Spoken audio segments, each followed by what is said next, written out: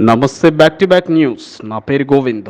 విశాఖ భీమిలి నియోజకవర్గం TDP MLA అభ్యర్థిగా గంటా శ్రీనివాసరావు పోటీ చేసి ఘన విజయం సాధించిన సందర్భంగా Visakha MVP colony Ganta party కార్యాలయంలో విలేకరుల సమావేశం ఏర్పాటు చేశారు.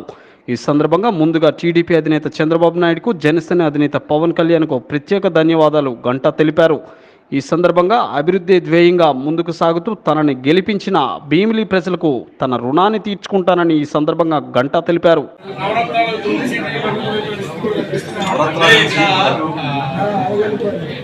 ఆశ్చర్యకర విషయం ఏంటంటే ఈరోజు 150 సీట్లతో వచ్చిన పార్టీ ప్రతిపక్ష పార్టీ హోదా ఎలా ఉండలేదు.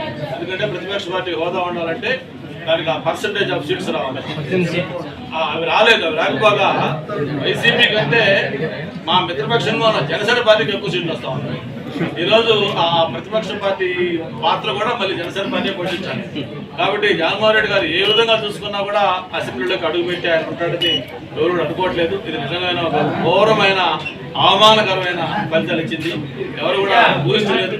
మేము కూడా డెఫినెట్గా మంచి ల్యాండ్ స్లైడ్ విక్టరీ వస్తున్నాం. కానీ ఇంత జగన్మోహన్ రెడ్డి ఇంత పతనమైపోయే విధంగా ఆ రిజల్ట్స్ మెజార్టీలు కూడా వాళ్ళు గెలిచిన ఏమన్నా ఉంటే అన్ని కూడా నారో మెజార్టీ. అదే తెలుగుదేశం చూసుకుంటే అన్ని 50,000, 60,000, 70,000, 80,000, 90,000 ఈ విధంగా మెజార్టీ. అంటే ప్రజలు స్పష్టంగా తీర్పిచ్చారు. క్రిస్టల్ క్లియర్గా ఒక ల్యాండ్ స్లైడ్ విక్టరీ. ఇది గతంలో ఎన్టీ రామారావు పార్టీ పెట్టినప్పుడు రాలేదు.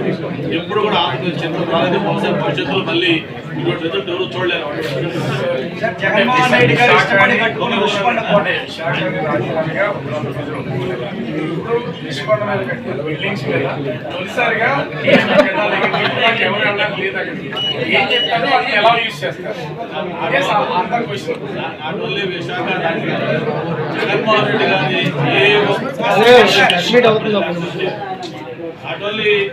3 రాజధానులు లేకపోతే ఆయన తీసుకున్న ఏ ఒక్క పాలసీ దాన్ని పాలసీ కావచ్చు, లేటెస్ట్ గా తీసుకొచ్చిన ల్యాండ్ టైటిలింగ్ యాక్ట్ కావచ్చు, ఇట్లా ఎన్నెన్నో దానికి కారణాలు ఉన్నాయి. ఈరోజు వైఎస్ఆర్ పార్టీ ఇంత ఘోర పరాజయం పొందడానికి దీనికి టోటల్ కర్త కర్మ క్రియ వైఎస్ఆర్ పార్టీ ఇంత ఘోర పరాజయానికి పూర్తి కారణం జగన్మోహన్ రెడ్డి గారి.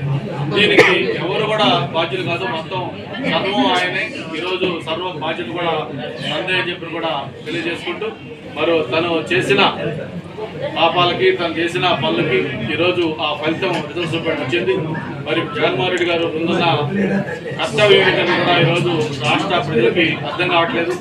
ఏంటి ఆయన రాజకీయాలకి స్వస్తి చెప్తాడా, లేకపోతే రాజకీయాలకి ఆయన బదులు ఎవరైనా వేరే వాళ్ళని పార్టీ నడపమని చెప్పి బాధ్యత అప్పచెప్తాడా, లేదు ఓడిపోయిన మంత్రుల్ని, ఎమ్మెల్యేలని, ఎంపీలని పరామర్శించడానికి మళ్ళీ ఓదార్పు యాత్ర చేపడతాడా, ఏం చేస్తాడనేది రకరకాల ఆప్షన్స్ జగన్మోహన్ రెడ్డి గారి ముందు ఈరోజు ఉన్నాయి.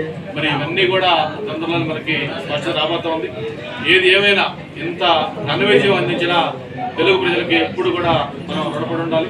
మరి చంద్రబాబు నాయుడు గారి తరఫున, అలాగే జనసేన పార్టీ తరఫున, బీజేపీ పార్టీ తరఫున, కూటమి తరఫున ఇంతటి ఘన విజయం అందించిన రాష్ట్ర ప్రజలందరికీ కూడా మనస్ఫూర్తిగా ధన్యవాదాలు, అభినందనలు తెలియజేసుకుంటూ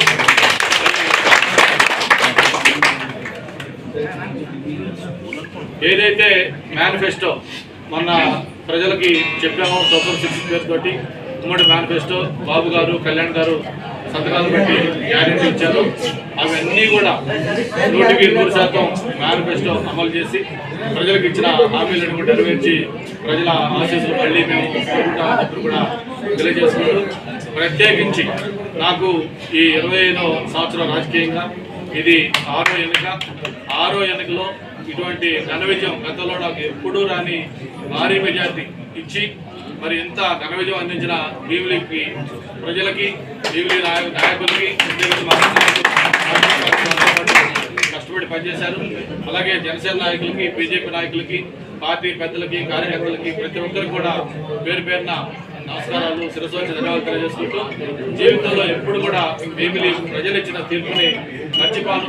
వాళ్ళు ఏ అంచనాలతోటి ఇంత భారీ మెజార్టీ గెలిపించారో తప్పకుండా వాళ్ళ అంచనాలకి అందుకునే విధంగా పనులు చేసి వాళ్ళ రుణం తీర్చుకుంటారని చెప్పి కూడా మరొకసారి మీ ద్వారా మనవి చేసుకుంటూ మరి ఈరోజు ఒక మర్చిపోలేని రోజు తెలుగుదేశం పార్టీ నాయకులకే కాదు ఆంధ్ర రాష్ట్ర ప్రజలకు కూడా ఇంతటి ఘనజయం పెట్టిన రోజుని జీవితాంతం కూడా గుర్తుపెట్టుకున్నా చెప్పి కూడా మరొకసారి మనవి చేస్తాం. అమలు కంటే ఎక్కువ జిల్లాల్లో వైఎస్ఆర్ పార్టీకి ఖాతా తెరవకుండా మొత్తం ఈరోజు రిజల్ట్స్ తీసుకోవడం జరిగింది.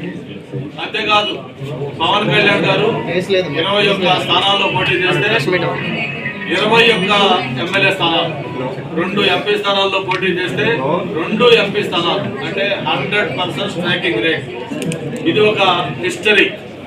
ఆయన్ని పవన్ కళ్యాణ్ గారిని జగన్మోహన్ రెడ్డి గారు అయితే ఆయన నోటిగా అడ్డోదుపు లేకుండా ఆయన్ని విమర్శించడం జరిగింది. మరి వాటిలన్నిటి కూడా ఈరోజు ప్రజలు జవాబు చెప్పారు.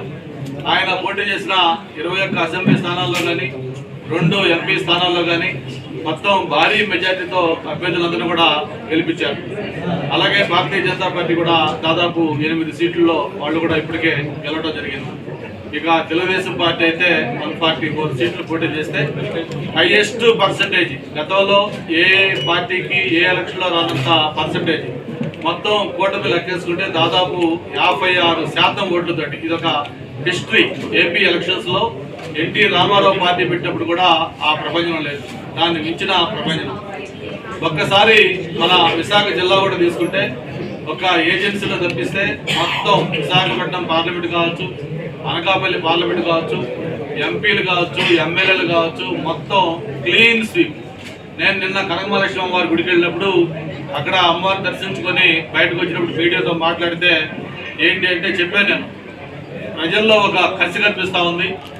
ఎప్పుడెప్పుడు ఎన్నికలు వస్తాయా, ఎప్పుడెప్పుడు ఓట్లేసి ఈ వైఎస్ఆర్ పార్టీకి చరమగీతం పాడాలి, ఈ రాష్ట్రం నుంచి పూర్తిగా భూస్థాపితం చేయాలనే కసి, కోపం, ఆవేదన ప్రజల్లో కనిపిస్తుంది. మరి ఖచ్చితంగా రిఫ్లెక్షన్ రేపు రిజల్ట్స్ లో వస్తుందని చెప్పి నేను చెప్పడం జరిగింది. అంతేకాదు ఎగ్జిట్ పోల్స్ వస్తే దాన్ని కూడా కొంతమంది కావాలని కన్ఫ్యూజ్ చేశారు. ఏదో 2-3 సంస్థలు ఆ పేర్లు పెట్టి వాళ్ళు ఏదో వైఎస్ఆర్ పార్టీ రూల్లోకి వస్తే చెప్పి కొంత కన్ఫ్యూజన్ క్రియేట్ చేయడానికి ట్రై చేశారు. అయితే నేను ఒకటే ఆ రోజు చెప్పాను, 25 సంవత్సరాలు రాజకీయ జీవితం కంప్లీట్ చేసుకున్నాను. ఇది నాకు 6వ ఎన్నిక, డబుల్ హ్యాట్రిక్ ఈ రోజుతోటి. అంటే 6 ఎన్నికలు వరుసగా గెలుస్తున్న వ్యక్తిగా, ప్రజల్లో నుంచి గెలుస్తున్న వ్యక్తిగా నేను ప్రజల మూడు చూసిన తర్వాత నాకు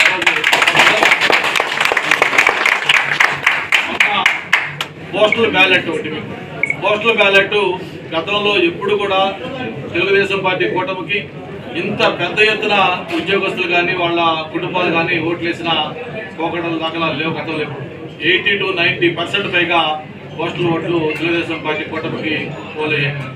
అంతేకాదు పోలింగ్ రోజు మనం హైదరాబాద్ కావచ్చు, లేకపోతే చెన్నై కావచ్చు, బెంగళూరు కావచ్చు, ఇటువంటి ప్రాంతాల నుంచే కాదు అమెరికా, ఇంగ్లాండ్, యూరోప్ లాంటి ప్రాంతాల నుంచి కూడా వేలాది మంది ఇక్కడికి ఇండియాకి వచ్చారు. అలాగే పక్క రాష్ట్రాల నుంచి లక్షలాది మంది బస్సుల్లో, ట్రైన్లో ఏలాడుతూ కూడా వాళ్ళు ట్రావెల్ చేశారు.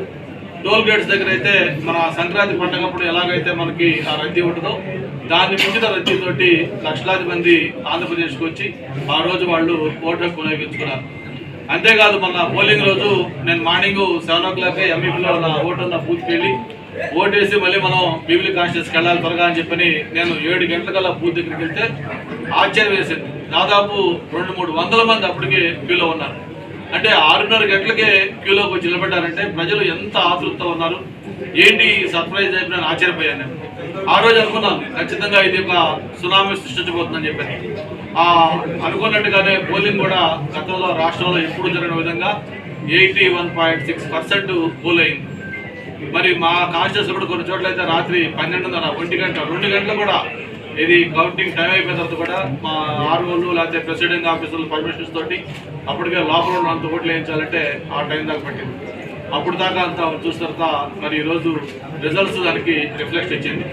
మనకి ఇప్పటికే మెజార్టీ దాదాపు 80,000 ఇప్పుడు దాకా ఇప్పుడు అందిన రౌండ్ల ప్రకారం ఇంకా ఒక 45 రౌండ్స్ ఉన్నాయి. అది ఇంకా మనం చూసుకోవాలి. అరౌండ్ 95, 1 lakh దాకా వెళ్తాం. భీమిలీలో ఇది ఒక హిస్టరీ. ఇప్పుడు దాకా భీమిలీ కాన్స్టిట్యూన్సీ ఏర్పడిన తర్వాత ఎప్పుడూ రాని ఒక చరిత్ర ఎరగని ఘన విజయం. అటువంటి ఘన విజయం అందించిన భీమిలీ ప్రజలకి శిరస్సు వంచి